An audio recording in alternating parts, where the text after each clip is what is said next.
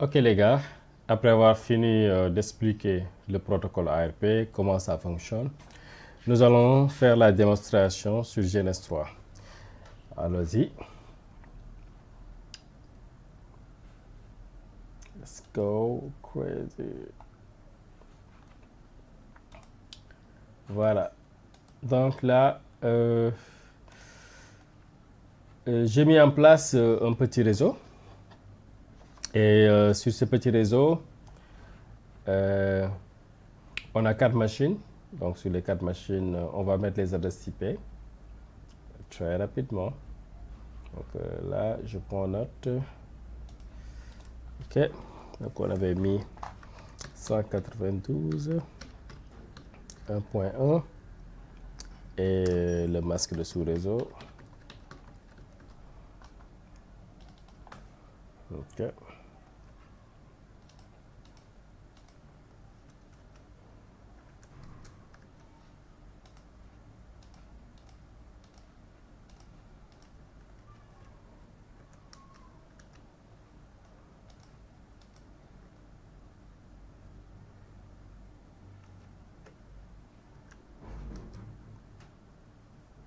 Et là, on a le 4.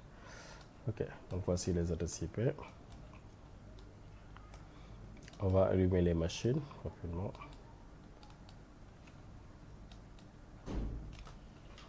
Bon, je peux cliquer sur Start Here.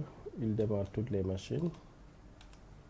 J'ai l'habitude de démarrer les machines un à un pour ne pas bousculer mon processeur. Ok, donc ici nous avons des VPC. Donc c'est des machines très simples qui ne sont pas trop lourds, avec un léger système d'exploitation qui permet de faire des requêtes ping, trace route, ce genre de choses. Donc très simple à utiliser pour assurer la connectivité. Donc pour donner une adresse IP pour ces adresses, c'est très simple aussi. Donc là, bon, pour l'instant, je n'utilise pas CQCRT. Voilà, j'utilise juste PuTTY pour configurer ces PC. Donc pour la configuration, on met IP 192.168.1/24. Ok, on n'a pas besoin de mettre ici la passerelle. Voilà, on n'a pas de routeur. Voilà. Donc voici l'adresse IP pour cette machine. Je configure ce PC aussi. Donc on met IP espace 192.168.1.2/24. Ok, et le PC. Je peux cliquer ici sur console, il va ouvrir toutes les consoles. Là, je fais 1 à 1. 192.168.1.3/24. Et là, on a IP 192.168.1.4/24. Ok. Si vous voulez, je peux mettre un PC Windows, par exemple. Je peux l'ajouter ici. Ok. Et je fais le câblage. Voilà. Et je démarre la machine. Start. Donc ça, c'est une machine Windows. Vous voyez. Démarre. Je vais l'ajouter sur le réseau. Et je vais la donner la dernière adresse IP du réseau.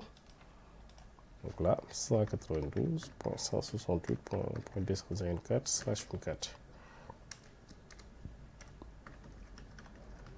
Donc en décimal. Voilà. Ouais, voilà, une fois que ça démarre, on donne les adresses IP. Ok, actuellement, nous allons juste faire capture du trafic avec Wireshark. Donc avec Wireshark, qui est un outil très extraordinaire pour comprendre le fonctionnement de certains protocoles, comment les machines communiquent par rapport au protocole en question.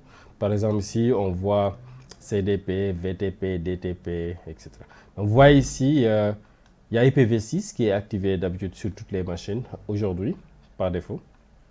Et là, on n'a pas encore fait une requête ping sur une machine qui est sur le même réseau local.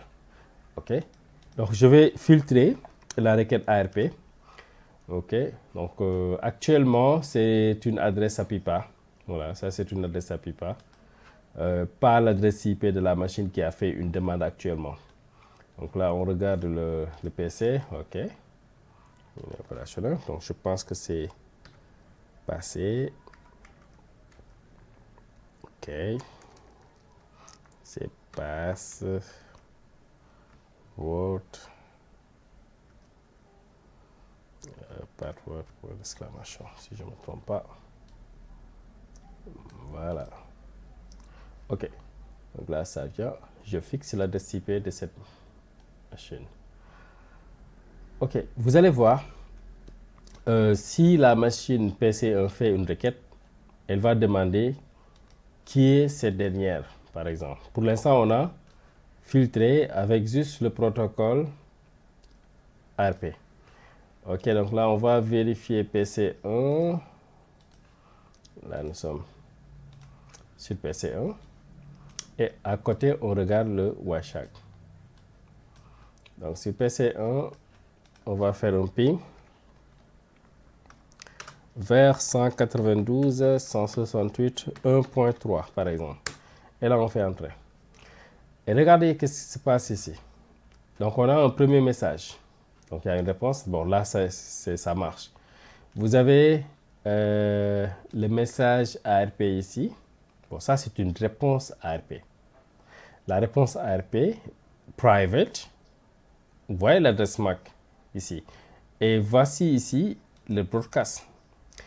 Là, on voit une diffusion avec le protocole ARP en demandant who has 192.168.1.3. Qui est 192.168.1.3? Tel demande 192.168.1.1, qui est notre PC. Et si on regarde ici la demande, vous voyez ici la destination, l'adresse MAC de destination, c'est quoi? C'est FFF. Mais l'adresse MAC source, c'est ici, c'est la machine PC1. OK? Donc, ce qu'il faut savoir, donc la diffusion s'est faite. Et la réponse en retour, vous voyez ici, le PC distant va répondre 192.168.1.3 is at, voici l'adresse MAC, OK, de cette dernière. OK? Donc, on connaît maintenant physiquement où se trouve cette adresse IP physiquement parce qu'on a récupéré l'adresse MAC. Si c'est au niveau du PC, bon là je peux faire par exemple ncpa, ok, .cpl. Je vais juste configurer l'interface réseau de cette machine pour qu'elle participe à la requête ARP. Ils sont tous sur le même réseau. Donc là, je donne l'adresse IP 192.168, la dernière adresse IP du réseau. Hein. Donc là, on a 192, on attend un peu. C'est un peu long. Voilà, on décoche. Voilà. On a 192.168. Là, 192.168.1. Point 254, le masque on laisse comme ça, on fait OK, OK, on fait close. Si on vérifie la table ARP, on fait CMD, ça c'est pour vérifier la table ARP de la machine, donc on fait ARP-A, OK. Actuellement, il n'y a pas une adresse qui a été apprise de manière dynamique. Donc tout est statique parce que la machine est sur le réseau 1.0. Donc l'adresse MAC de diffusion, c'est ça. Vous voyez l'adresse MAC de diffusion? OK. Donc si on fait une requête ping vers le 192, vers le 192.168, donc là on fait ping 192.168.1.